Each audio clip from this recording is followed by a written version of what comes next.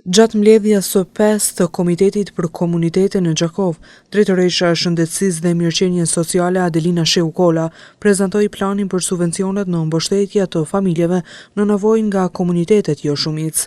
Ajo theksoi se këtë vit kanë përfituar 10 aplikues nga radhët e komuniteteve. Pra gjatë kësaj periudhe nga data 3/2 deri me 3/3, pra për një muaj është bërë thirrja publike për subvencionimin e fushës shëndetësore, ku janë pranuar aplikacionet për mbështetje financiare dhe janë realizuar pagesat për këto kategori.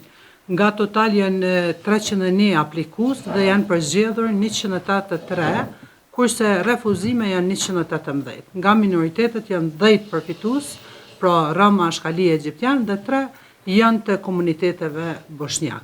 Gjithsej shuma për apare mjeteve për thirrje publike është 60.000 euro.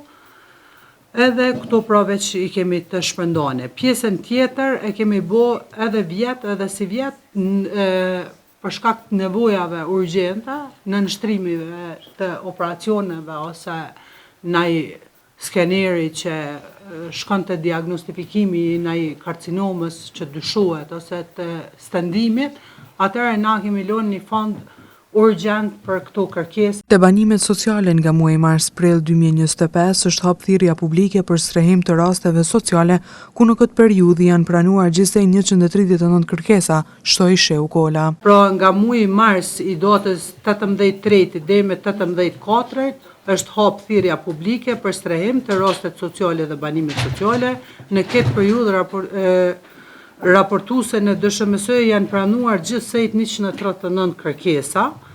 Të gjitha këto kërkesa janë akoma në procedurë të vlerësimit të komisionit. Komisioni ka marrë 5 takime, po hala nuk kemi diçka përfundimtare, sepse janë shumë lande dhe ato vyjnë goxha kohë për secilën familje, për shkak se edhe ligji ja përcakton edhe pjesën ku do të poantohen edhe do të verifikohet dokumentacioni të mbet. Emra Tërmjani nga organizata Roma in Action ngriti çështjen nëse në kuadër të programit për banim social janë parapar masa lehtësuese për familjet e komuniteteve jo shumicë. Mu po intereson me ditë e banimi social, a është parapa ndonjë masë lehtësuese apo mbështetëse për familjet e komuniteteve jo shumicë, si dhe nga këto 139 kërkesa që janë dorëzuar nga në drejtorinë e juaj.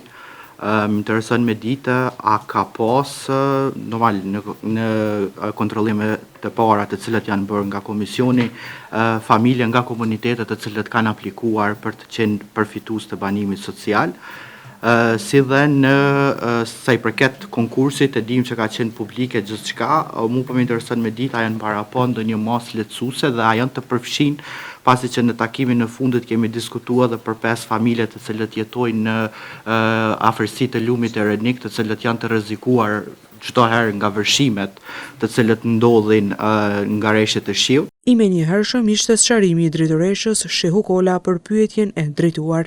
Këtë punë kanë kryer me shumë përgjegjësi, sa i përket atyre 5 familjeve, po të njëjtën zyrtaria për mirëqenie sociale Bashkëmarrëmendin i shkuj kanë njoftu, besoj që kanë apliku. Janë në proces, nuk kemi mujtë mi nda për momentin, se takimet që i kanë bo komisioni nuk kam qef, i kanë bo edhe nzyre personale të une që ju kom liru në vetë, po nuk i kom detyru me minxer të dhana sa janë komunitete dhe sa janë të tjerë. Edhe besoj që në përfundim, atër në amajmë edhe takime tjera dhe raportohen për të gjitha. Mbledhja solli në vëmendje nevojën për mbështetje të qëndrueshme për komunitetet jo shumicë, veçanërisht në aspektin e subvencioneve dhe strehimit, duke reflektuar për kushtimin e institucioneve për një qasje më gjithëpërfshirëse dhe sociale.